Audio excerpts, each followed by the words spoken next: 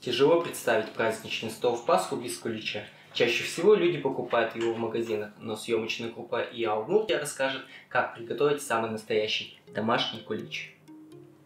В приготовлении домашнего кулича нам помог пекарь-любитель Владислав Бобров. Именно он отвечает за всю выпечку в семье, а не жена. Делаем опару.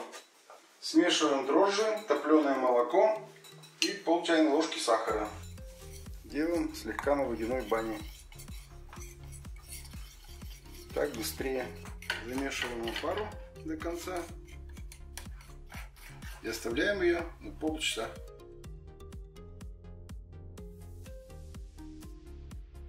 Это мы готовим пропитку.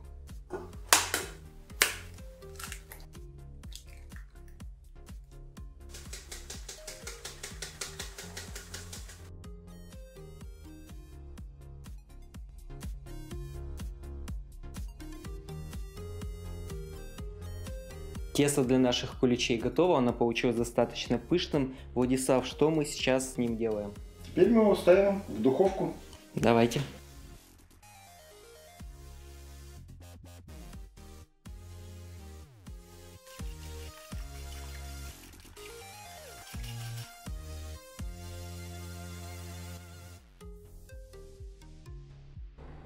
Кулич почти готов. Осталось нам его достать. Отстоялось, чтоб минут 10. Потом покрываем глазурью и посыпкой. Пекарь-любитель признался, что состав вкусной глазури совсем прост. Белок яичный, сахарная пудра и немного лимонного сока. Желательно натурального.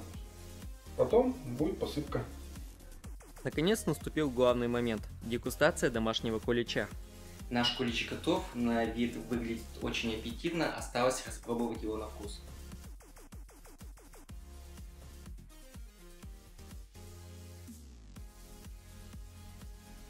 У теста прекрасный ванильный вкус, а у глазури приятная кислинка лимона. Очень вкусно.